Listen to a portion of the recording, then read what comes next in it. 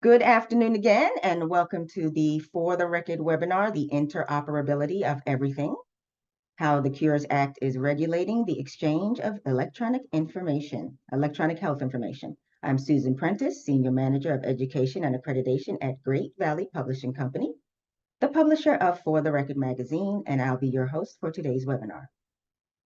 Before we start the presentation, I have a few points of housekeeping to go over.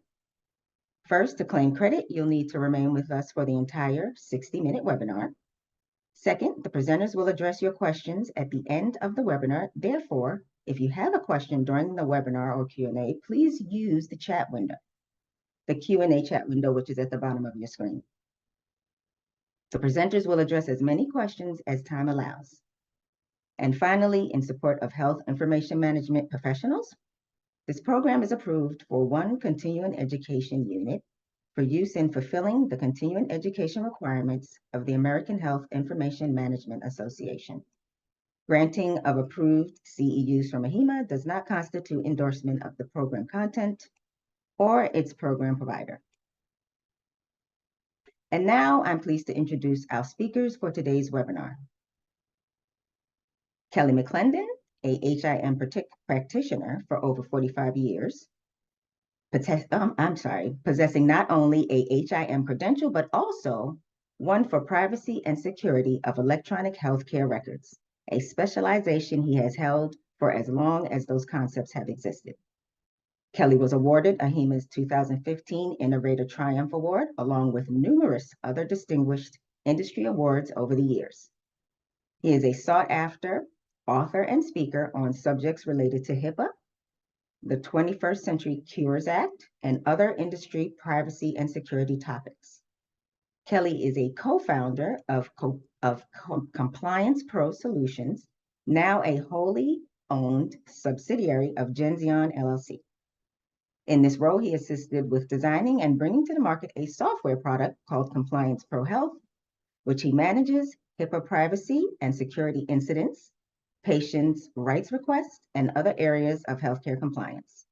At present, Kelly continues to work with Genzion to further develop the Compliance Pro and Genzion rights. Co-presenting with Kelly this afternoon is Kristen Borth. Kristen is a health information and informatics professional with over 10 years of experience in consulting in acute and ambulatory services. While transitioning from private to public sector consulting, she has always stayed in the realm of health information management and health informatics.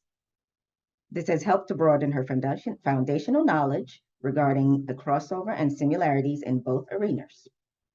Her focus over the last couple of years has been in SDOH and the 21st Century Cures Act requirements. Kristen has a bachelor's and graduate degree from Loma Linda University in health information and informatics. She has 3 children, 2 boys and a girl, a Great Dane and a Corgi, a cat, and a wonderfully supported husband to keep her life outside of work fun and busy. She also loves to bake and cook. Cycling and running are her stress relievers, and she has just recently moved back to her home state of Arkansas. And with that, I'm pleased to welcome Kelly McClendon and Kristen Borth. Susan, thank you so much. And we want to welcome each and every one of you who's joined us today. We have quite a large number of folks, which is very, very gratifying for us every time that we speak. And our For the Record webinars have been very successful with attendance. And about that, we're very gratified. So without further ado, we've got quite a bit to talk about on this really complex topic. The interoperability of everything. It seems that if we have it in the healthcare universe, let's make it work together. That may not be quite as easily done as portrayed at times, but with folks, especially with health information backgrounds, it's important to understand the breadth and the depth of these rules and how you might work with them in your organization, because you have unique knowledge that will help get through this transition process where we're going from a kind of more limited data exchange environment to one where it's wide open. So in objectives, we're going to be learning about the ONC information blocking part 171 and CMS interoperability and patient access rules. We're going to talk a little bit about some practice advice, what we've seen actually in the marketplace. Although it's early, we have had a lot of organizations in the nation moving in the direction of interoperability now. So there are more and more use cases coming to light as we go. We're going to try to align some Cures Act and HIPAA requirements because you've got to find a common set of best practices which meet both rules. Some common issues related to the Cures Act implementations and how the EHRs are helping manage the transition to the Cures Act, and applying best practices in enforcement of information blocking incidents, including fines and penalties. We need to talk about that as well. So for this graphic, which, I spent considerable time with the really fine graphics folks at For the Record. And we've got, I think, 5 slides here that you're going to see are more graphics oriented slides. And I do want to mention that we're giving these materials in such depth to you because we want you to be able to take the information from these materials and use them for yourselves. This drawing is really to show that how there are so many different kinds of parties that are going to be interoperating together under the APIs and the standards the NIST, National Institute of Standards and Technology, has put out. But to get them all working together and to still maintain the HIPAA rules is going to be the challenge. And so this isn't a new challenge. These aren't new players. These are just now we're seeing a clear set of standards that will enable us to connect these together in some sequence. There's no defined sequence.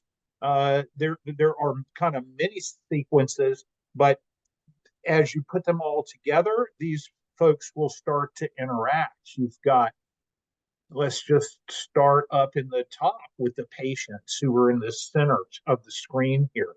And they're intended to be the center of everything. But you've got providers of care, they're the creators of the information. But if you go down to the right, you see there are other creators of health information, including the patient themselves.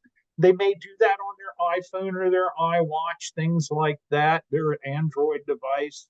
But that's going to be data that's going to end up in the network. The payers, the insurance companies, the health plans, so often in the past, they're sort of a monolithic, they're a block of service providers that pay the payers, and but they're not connected to the providers as efficiently as they could be. So we think that's going to be happening. Service companies, any company that's a business associate or that comes in to work with patient data and to help the understanding of the either patient's information or groups of patients' information, those kind of companies. You still have attorneys and you still have release of information. Don't forget that and don't minimize it. And as health information professionals, it's good to know that the ROI business, while changing some, doesn't really change its foundations, which are based in HIPAA. So we have to figure out how to make all this connectivity work and maintain HIPAA too. We have users that are looking at population health analytics, getting data that could never be gotten before because there was no way to collect it from a large enough set of sources. So that's what this drawing is really doing, showing how much and many different types of parties can be and will be linked together under the rules. And they are developing specific rules for pieces and parts of this puzzle. So what is the 21st Century Cures Act and information blocking? It's a set of laws or rules, we'll say it either way, where healthcare providers and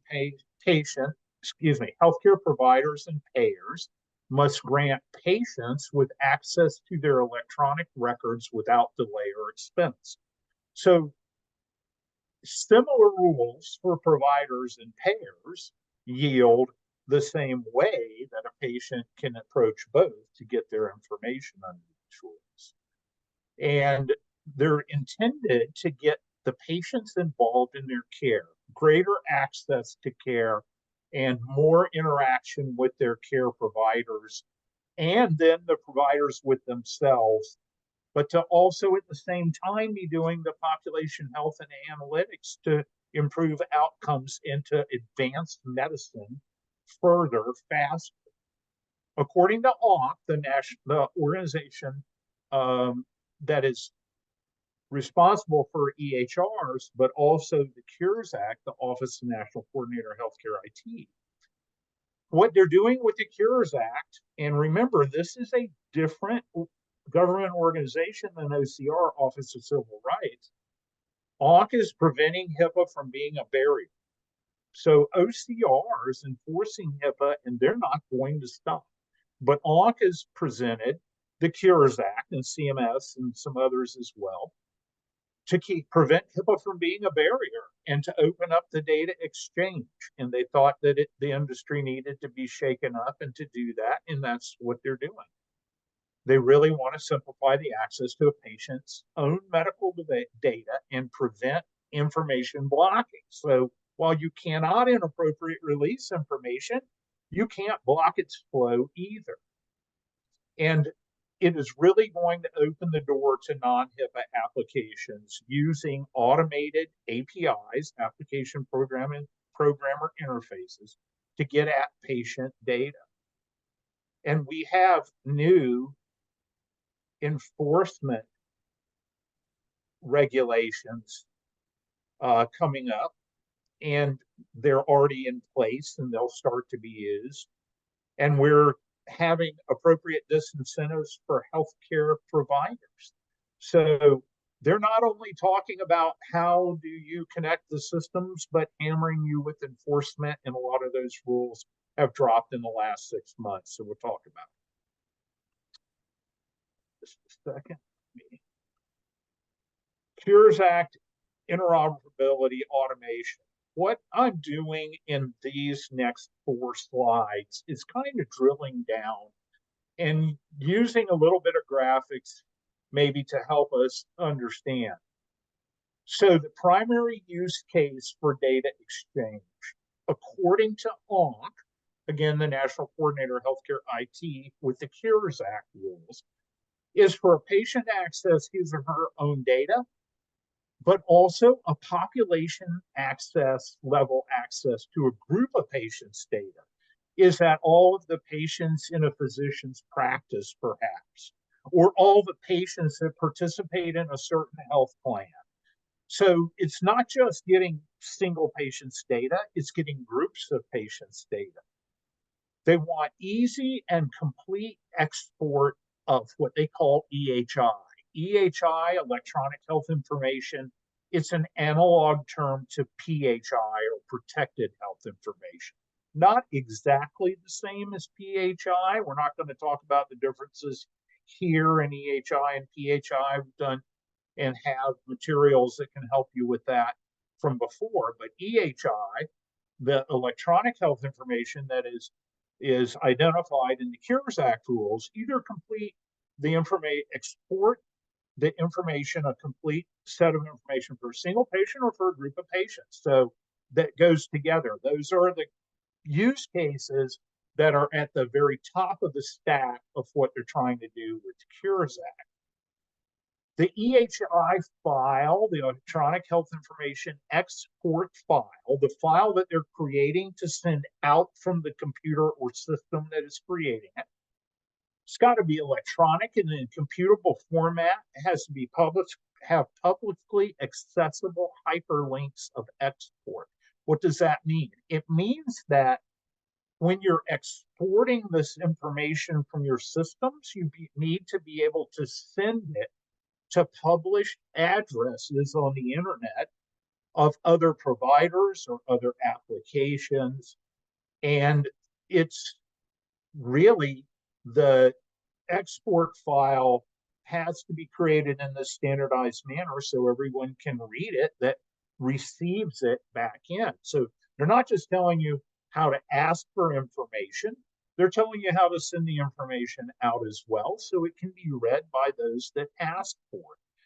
Now, they list more use cases than this in the rules. Don't want you to think it's this simple. It's way more complicated as far as types of use cases, but this is a good starter set. But what you need to know is they really don't get to the transactional level. Everybody that builds interoperability for their organization and creates interfaces and APIs, even with the help of their EHR vendor, are going to have to parse down to very fine levels to detail the whole process of interchange of data. It's not just opening the gates and letting it flow. You're going to have to get down to the process of which data type and how is it going to flow using the standards they give you. So it's very important to understand the rules are fairly high level, but when you implement the rules, you're going to get lower in the more granular in your processes. Privacy and security considerations for what they call FHIR interfaces. Those are the interfaces that NIST, National Institute of Standards and Technology, has standardized upon. The FHIR interfaces work with APIs. Those are calls. Those are one system asking another to make an EHI export and send it back. And that's got privacy and security considerations, of course. So the Cures Act interoperability, the exchange of electronic patient information, goes between what they call in the rules actors. An actor is anyone interacting really with the information. And they're including medical and billing records at this point. But, you know, we want everything, diagnostic images too, but they're complex and they're set aside a little bit. So I had some orthopedic work done and, you know, for my CT that I had of my joint, I had to carry, actually, they actually were able to do a file transfer and send it, but it was a different request to get the diagnostic images to my orthopedist because they're large and complex, but they're targeted too for things like data exchange, but maybe down the line a little bit because they're a lot harder to deal with from a size and complexity standpoint than medical and billing records are. So also for these interfaces and with the APIs and the exports, they are building standards, and that's what we've absolutely had to have for this data exchange.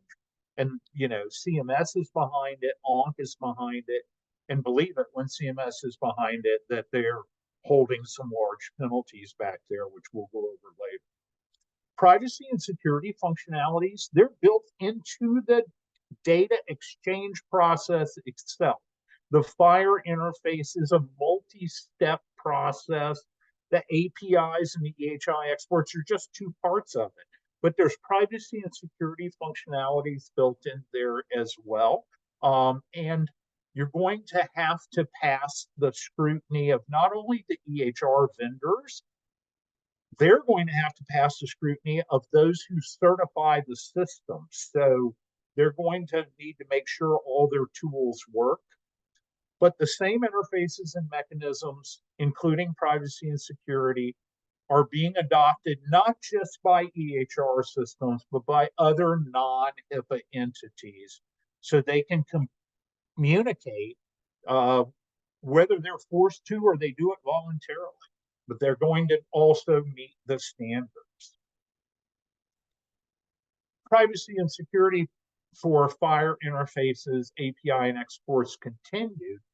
This is a little different graphic. So see the FHIR at the top, says FHIR patient access request.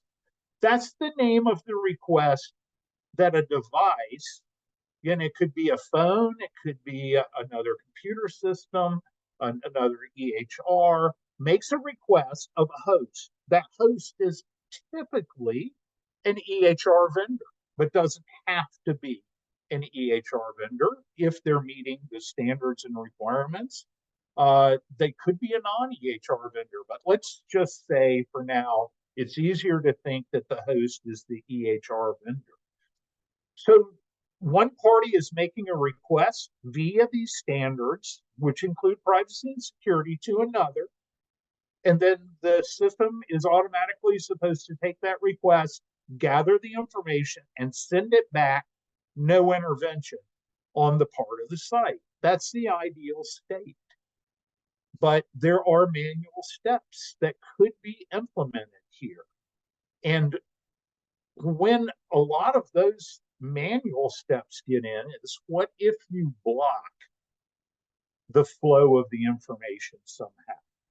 If you decide that that information should not flow, which there's a challenge there, because if this is happening automatically, how do you know to block it? That's where it starts to get real granular. And folks like health information folks that know process management can get involved. But say you're stopping a flow, well, then you've got an information blocking exception you can assign. You've got to decline the request. You have to log what's completed and not completed. So this is a simplified version of what reality is with these data exchanges. And it can be much more complex because the manual steps pieces can come into play. So again, a host system is going to respond with an appropriate EHI export if it has an appropriate FHIR patient access request. That export isn't just for structured data like lab values where you get the actual data of the sodium value. It can also be PDFs, because you could have notes that are turned into PDF, like progress notes. That's not really structured data. That can be text data and free text data and things like that. So the export may not just be information that goes into your database and can populate then, sodium over time, but you may also have PDFs with summary files and things like that. The export might happen immediately, but they could have manual steps required, and then that may take some time to do. Release information companies at this point are still operating as they typically have, but as the data exchange requests become more common and the processes they do will have to change because of the commonality of these requests. So start those process reviews now. Questions about how you're going to implement these rules and maintain your ROI configurations is very complex. And that's the type of, perhaps, outside experts are needed, consulting, whatever. That might be an area that you want to consider, because you want to optimally be able to know how to configure your ROI to meet the Cures Act rules too. The vendor ROI vendors will help you to some point, but not really with the building of the interfaces and things like that. Cures Act disclosure timing, how fast do they have to run? We'd like for the interfaces to run, or the interoperability, immediately, but if it doesn't, so soon to be about 10 days to get a request fulfilled, although sooner is typically better. This graphic is one that we have created to really show the result of and how this might look if you look globally at the process. The top blue bar that has an arrow pointing to the right is your FHIR-based request coming from, let's say, a patient on a phone. It may or may not get through an HIE. It's just it may not be through an HIE if it's the patient requesting, but if it's another provider, maybe it goes through the HIE. There is a back and forth of information. So it isn't a single request that goes to, say, an EHR to provide information. It's a back and forth process that happens. That's where the security uh, pieces are put into place. And then once everything is met, the FHIR interface returns the EHR or the EHI export from the EHR. Notice on the right, though, manual review, information blocking exceptions, decline requests, logs, the same ones we talked about on a previous slide. These steps can be invoked for any of the automated interfaces. There's stopping points and hooks inside the technical software structure that allows you to say, we need a signed authorization at a certain point to meet the security. That can be done. So therefore, again, you need to understand how your EHR vendor is helping you with the EHI exports and the FHIR interfaces, the APIs, the patient portal. But you also have to work with in your organization to make sure everybody's on the same page. Make sure health information is at the table when these discussions are being had. The interoperability of everything. So now we have civil monetary penalties out there that tell you that you could get $1 million fines and other final rules, except for the final rule for the providers of care. What are their disincentives for not information blocking? That we have a notice of proposed rulemaking, no idea on a time frame, but with an election coming, we would say those rules probably will drop by May, or every day past May starts to cool off when the government is going to want to publish rules because of the election that is coming. So, soon we will have all of the enforcement rules in place, and they're very onerous and expensive. You do not want to be an information blocker. If you get tagged with that, expect very expensive fines. So, they're maturing now towards the point of starting to enforce. They've got the rules mostly out there for it. We also have things like the Federal Trade Commission coming in. So we've got, I'll have a slide that'll show you the enforcers, but we think that, we're going to have multiple agencies enforcing. So soon, if not immediately, all patient information is going to have to be exchanged in a proper manner or under a formal sharing agreement. Just, how is this working? Well, in Florida, talking to a provider of care, telling me they were getting unsolicited medical record information before a patient's visit, even if there ever is a patient's visit, through an HIE or some vendor EHR based sharing. So that's a problem because you've got records coming in and no patient there.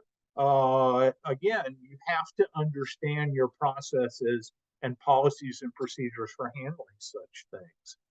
And by the way, we were very concerned that there was going to be a new right of restriction, that the Office of National Coordinator of Healthcare IT was going to issue new right of restriction. That hasn't come to be.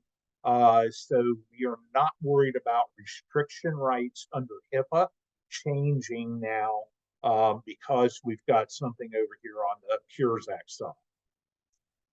So the feds have put out an information technology plan, actually makes sense. The Trusted Exchange Framework Common Agreement, TEFCA, that's already out. It's like a 49-page agreement that if you're going to do data exchange formally, you can get under an agreement that looks like that. It's a specimen agreement, legal agreement that they've put out, but you take the specimen and make it your own. Then payer, so that's the framework for, in a standard for creating data exchanges.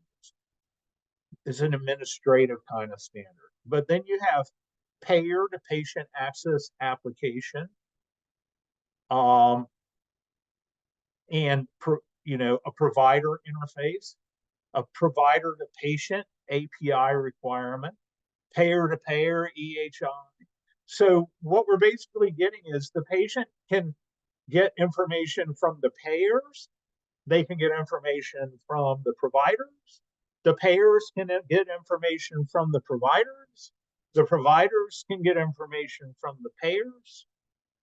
And then this HL7 Da Vinci project, which I had to look up, is really very interesting. It's data exchange for quality measures, and it's supposedly going to help gaps in care and incomplete information. And basically, it's trying to work on expanding the FHIR interfaces and data exchange to also be applicable with quality measures so that quality measures and how they're working can be used back in the industry. It's very advanced. I don't know much about it. I think it's just happening, but not necessarily down the road with a bunch of rules. But this is their plan. And they are putting rules in place for provider to patient access and for payer to provider access and things like that. So specific rules going in place to meet this plan, and they are definitely working on it. And it is a logical plan. I think we're going to go into the land of unintended consequences quite heavily because we're going to be taking a lot of very confidential information and sharing it. I think just in general, we know that's going to happen. But you know, the details of how this will all work out and the benefits, you know, they're yet to really be totally seen. The new Cures Act HT1 final rules. Um, so, you know, these are the final rules that the Cures Act published in the Federal Register recently, and they are updates for the certified EHRs and IT modules that are not certified EHRs, but also want to meet the standards. And, you know, I'm not going to go through all of this, but I am going to say that they continue to push the bounds. So, for example, decision support in interventions is adopted as a standard, but also because you're getting AI, artificial intelligence, working in decision support rules. And so we've got to set the stage for AI transparency. I'm going to be doing some more writing and speaking on artificial intelligence as this year progresses. But this is kind of thing I'm going to be looking at is decision support interventions and things like that, which are happening, and the rule makers are trying to keep up, and the transparency of the modules, because they want folks to be able to have trustworthiness and support around using predictive algorithms and models in healthcare. So it is important and very technical what you're seeing here. It may not be part of your job today, but it's going to help with structure and enforcement of this new paradigm we're getting into with all of these exchanges.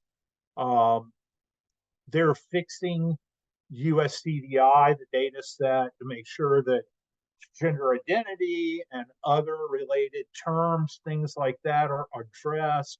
Patient demographics and observations are changed. They've put out, you know, updated standards for different pieces of the FHIR interfaces, and really just a whole bunch of detailed rules that are needed to be known by the folks working on them. And again, I can't stress enough, this is a multidisciplinary team at your organization. Too much is happening across the records in general that will impact lots of users not to have a multi-team in place. And, you know, we've got a lot of things to pay attention here, but HIPAA, the release information, you're a health information person, that's your role. Understand that. Understand that assumptions are being made by the government for interoperability, but somebody's got to keep their eye on HIPAA and how this all works, because Cures Act does not supersede HIPAA, it works with it. Granularity, again, is something to understand at a very detailed level how each process for each data type works from the EHR, not from the EHR, from other sources. How does it work? Is it structured data? Is it a PDF? How does all of that work? So there's a lot to understand and unpack here, but again, this is why we give you detailed slides so that you can work on that as you go. Restriction requests by patients under the Cures Act. I just put this up here. We'll go through it real fast. This is what they said. They wanted to have an internet-based method for requesting a restriction that was proposed, but they got feedback and they decided not to go there. So what you're doing with restriction requests now is the same as you will be doing going forward with HIPAA. Maybe the Cures Act will introduce some other restrictions, request stuff in the future, but not right now. All right, Kristen, you're up. Thank you, Kelly. So you might be wondering as you've listened, and maybe you already know, but there are exceptions that allow you to block information as needs to happen. So thank you. This is a perfect slide. As we dive into the enhancements these rules bring to support information sharing, it's worth noting that these regulations have been influenced by feedback from various stakeholders, making them a collective response to the needs of the industry. The rules make a strong statement by emphasizing that exceptions are voluntary, providing assurance that when a practice adheres to an exception, it will not be considered information blocking. Some of the responses guided the changes, like the infeasibility exception, which revises one condition and introduces two new ones. The content and manner exception has been renamed and renumbered to eliminate the content condition.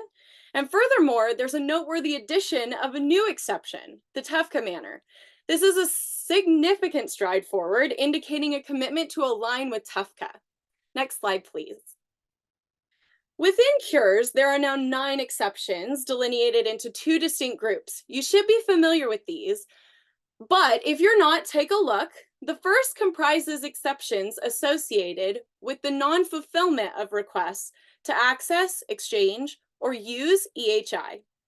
Conversely, the second group encapsulates 3 exceptions that pertain to the fulfillment of such requests. Our focus today will be specifically emphasized on the ones that have undergone modifications. It is imperative to emphasize the dynamic nature of these changes and their direct impact on our professional landscape.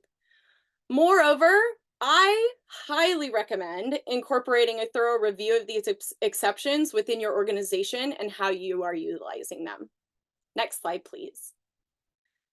As we explore the infeasibility exception within the framework of the Cures Act HTI-1 final rules, I want to turn your attention to the first facet of the infeasibility exception, the uncontrollable events condition.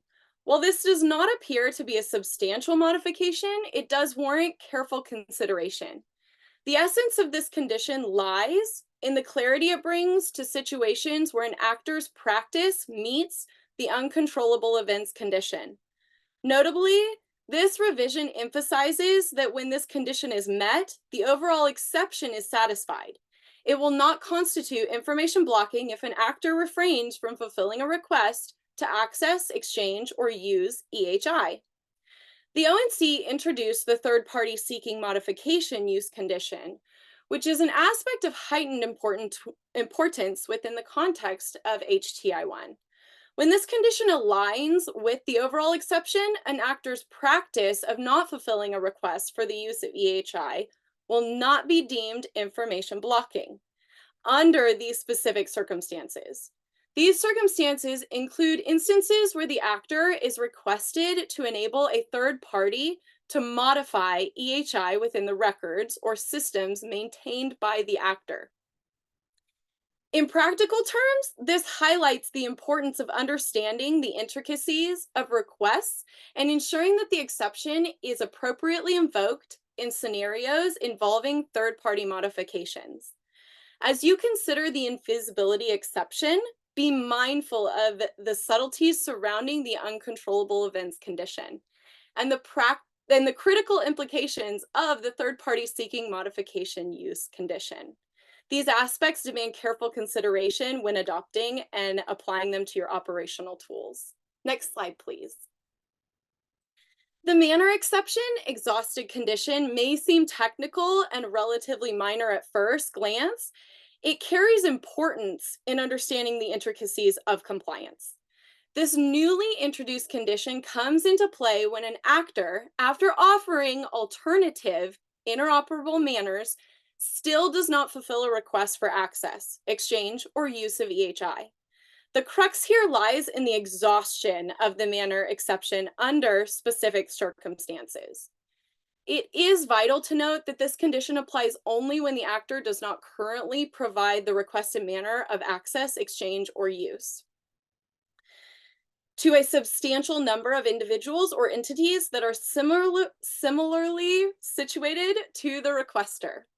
In essence, it stresses the requirement for the actor to broaden the provision of the requested manner to a wider audience before the manner exception exhausted condition can be effectively invoked. This condition introduces a layer of technicality to the exception, emphasizing the need for actors to assess and ensure that alternative interoperable manners are made available to a substantial cohort of individuals or entities, mirroring the requester's circumstances. Next slide, please. Well, I'm not going to read through these slides because we've got a couple of them. I will say that they offer a great quick glance update on the exceptions, and they highlight areas that fall under the exception. So you can use this as a way to go through and make sure that when you do apply these exceptions, you are applying them correctly and accurately. Next slide, please. The manner exception, formerly known as the content and manner exception, previously had two content conditions associated with it. However, the evolving landscape and the October 6, 2022 milestone deemed the content condition no longer necessary. Therefore, to align with these changes, the exception has been revised, shedding the content condition and adopting a more streamlined approach. Furthermore, this revision is accompanied by the finalization of redesignating paragraphs within the manner exception, ensuring coherence with the removal of the content condition. It's crucial to grasp these modifications as we adapt our understanding and practices in accordance with the evolving regulatory framework. Next slide, please. Again, another exception slip that you can review. And Kelly, I'll let you go to the next one. This is one that I would definitely look at because this can be a little bit subjective, the preventing harm exception. So really look at this when you're applying this exception. Next slide, please. Kristen, let me interject one quick thing here, not to disrupt your flow, but Okay.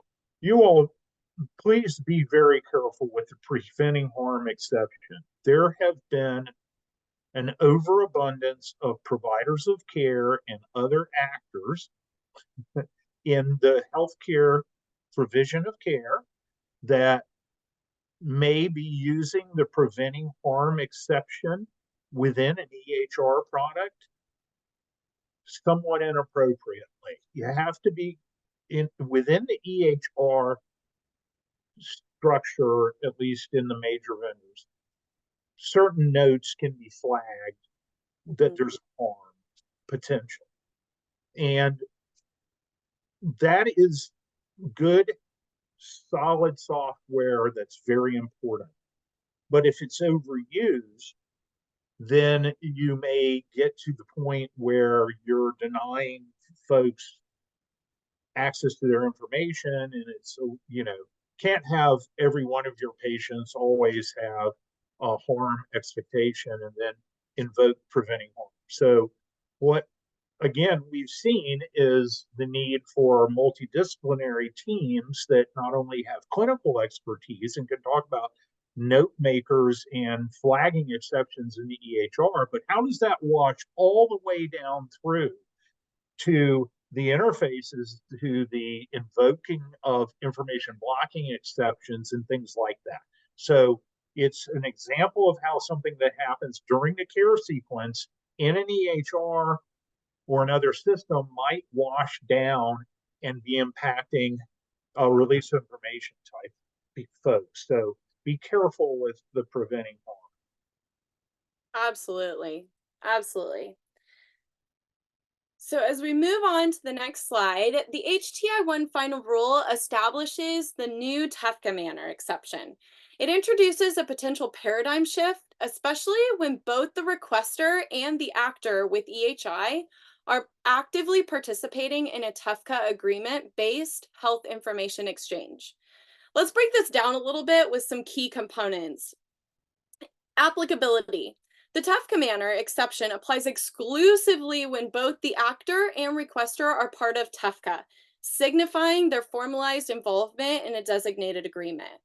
The scope of the exchange is it comes into effect when access, exchange, or use of the requested EHI can be effectively supported via TEFCA for both the actor and the requester. The API standards exclusion, notably this exception excludes scenarios where the request for access, exchange, or use is made through API standards adoption under the ONC Health IT certification program. And then lastly, the financial considerations. The finalized exception further refines its scope by ensuring that any fees charged and licensing of interoperability elements by the actor aligns with the fees exception and the licensing exception, respectively. If you want a greater understanding or more information, you can look at healthit.gov. Next slide, please. We're going to go to some top trends. I'm not going to hit on all of these because we're getting close to time, but the one that I want to point out specifically over these next two slides is the deep current towards interoperability. Numerous organizations are gearing up for substantial advancements in the years ahead. The seamless exchange of information is becoming more achievable, marking a crucial stride towards a more connected healthcare ecosystem. You can go to the next slide for me, Kelly. And then what I would like to also point out from this one is that the future focus is on bidirectional patient record exchange. You can read through the top trends because they're really fascinating, but looking ahead over the next 2 or 3 years, maybe even more, a collective aspiration among providers is evident to move towards that bidirectional patient record exchange. Next slide.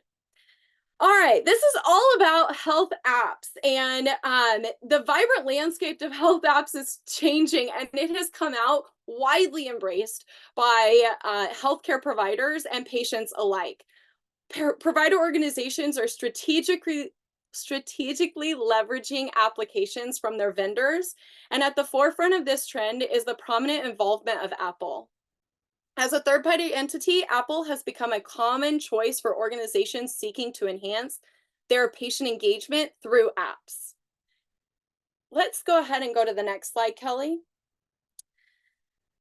As we move on, we're going to dive deeper into the side of healthcare data, specifically the evolution of the United States core data for interoperability, the USCDI data set. We're now in our third iteration of this. This marks a crucial juncture as the data set expands, presenting a standardized API framework that mandates the inclusion of essential data from EHRs. The USCDI version 3 represents a commendable advancement in the quest for interoperability and data exchange within the healthcare ecosystem. The expansion of data classes within the standardized framework underscores the commitment to enrich the pool of information available for comprehensive patient care. Now I'm going to pass it back over to you, Kelly. Thank you. Thank you, Kristen. And I'll just say one thing about this USCDI version 3.0. It's pretty much the entire medical record. And that's the benchmark. There, as far as data classes are concerned, most of what we commonly think of as a medical record is now included, plus other stuff too. So it is important to get to version 3 so that you can include all of the components in when the interface fires in an EHI export is created, that it can draw from these different categories and it can get a complete record. I'm going to go through these very quickly because we're talking about enforcement, and I like to say the hammers are getting in place. We've had HIPAA and OCR for quite a while. They have to investigate every complaint. We now have the Cures Act, and we have fostering both OIG, the Office Inspector General, and ONC, Office National Coordinator, plus CMS has their rules in place as well. All of them have enforcement. Now, as far as OIG and ONC, they don't have to investigate any single case. They can look for trends and won't investigate every case like OCR does, but there's still a very real possibility of enforcement. Excuse me.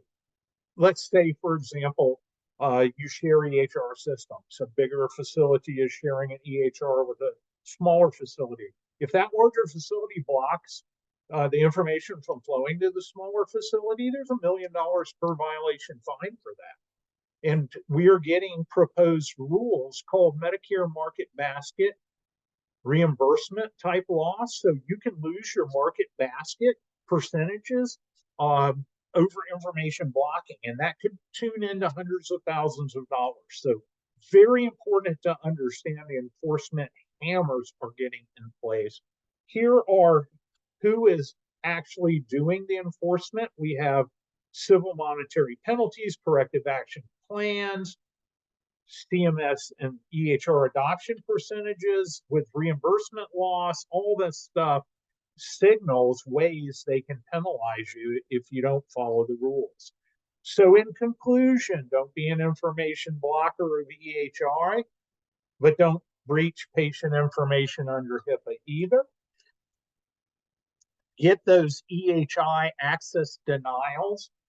So anytime somebody's asking for patient information, you're not giving it to them. Make sure an information blocking exception is either invoked or later maybe revoked. As we said earlier in the webinar, the release of information requires balance between the Cures Act and HIPAA. Work with your EHR vendor to implement your Cures Act APIs and EHI exports. But you've also got other systems in the hospital that may not be in the EHR, may not be certified. They may be using the standards too. You'll have to work with them. Determine which areas of your organization are responsible for what elements and to meet, whether it's patient education, IT, health information, portal, compliance, they all have their role. Be sure to define health information's role. Understand the Cures Act FHIR interfaces. How does your patient portal play with that?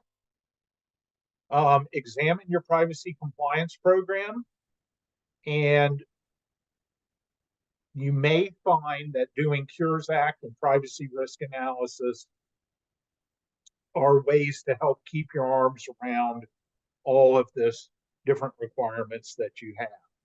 So we hope you enjoyed this presentation. We have some references for you here in the slides, and you can certainly reach out to us and ask questions, but we'll go over now, Susan, to what questions you decide to pull up here.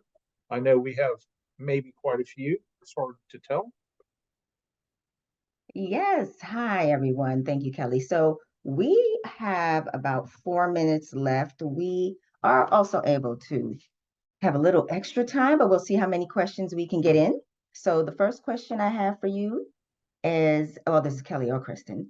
Do FHIR APIs fall under TPO as it is related to reporting in an accounting of disclosures? Yes, they have to be reported in an accounting of disclosures. Do they fall under TPO? Probably most of the time they will, but I won't say that they always will. Kristen, do you agree? I would agree with that as well. Yep. But yes, accounting of disclosures, which did not have to disclose in the past TPO type disclosures. My understanding is that now with electronic exchange, uh, anything that comes out of your EHR as a disclosure probably needs to be on the accounting disclosure. Luckily, we get very few of those a year, but yes, I believe they are included. Great question. Okay, I have a second question. Do we need to have a written patient consent to send EHI to the requesting host? No, not necessarily. Right. However, there are certain requests, certain authorizations that you require written, you said consent, but there could also be authorization. It's kind of mixed in there. And so yet you may need it. That's where it becomes crucial. Health information professionals are involved in the process because you have to say where certain requests will require a step where somebody's going to look at an authorization and make sure it's up to snuff. And that can be built into a FHIR interface. They don't want to do that, but it can be done. And that's what, if the rules require it now, you have to look at it, make sure they're going to require it going forward. But there's no blanket. Yes, you have to have a signed consent or authorization, but you could require one for certain request types. Let's say a CFR, 42 CFR request that you're going to have an authorization for that type of information. Getting it through the FHIR interface without having that step is probably, I would think, dangerous from a compliance perspective. Okay, thank you. Let's see. Without a national patient identifiers, how do we prevent patient misidentification errors that lead to privacy breaches and care errors if wrong patient data is shared? Yeah, so it keeps me up at night. I am not a MPI and national patient identifier expert. Even 46 years of HIM, you get that way, but I'm actually not an expert in that. So I don't feel like we can address it because I share your concerns and am very concerned. This is why I believe a review queue, whatever's happening in your interfaces with data exchange, at the very least, retrospectively take a look at that and make sure that your quality is staying up, because I'm very concerned about the same thing and I have no answers for you. Okay, and that will bring us to the conclusion of our webinar today.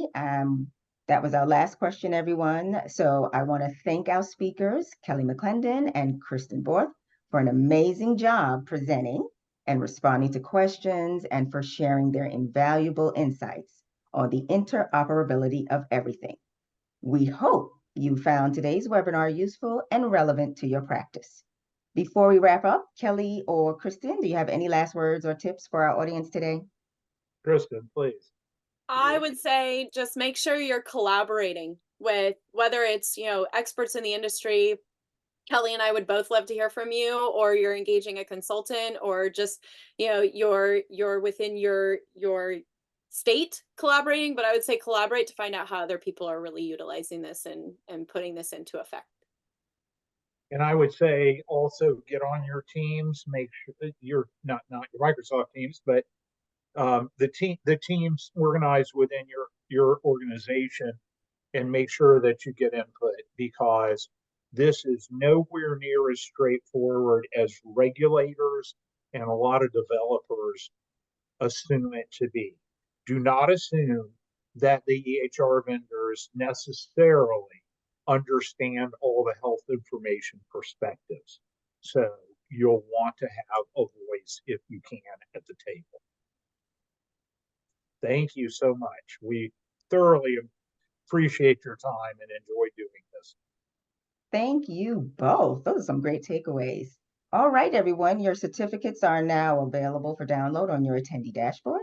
Please follow the credit claiming instructions on the credit claiming side for details on how to access the webinar evaluation and obtain your CE certificate. This information is available on your attendee dashboard along with a PDF of today's webinar. This concludes our webinar. Thank you for joining us today, and we look forward to seeing you at our next CE event. Have a wonderful day.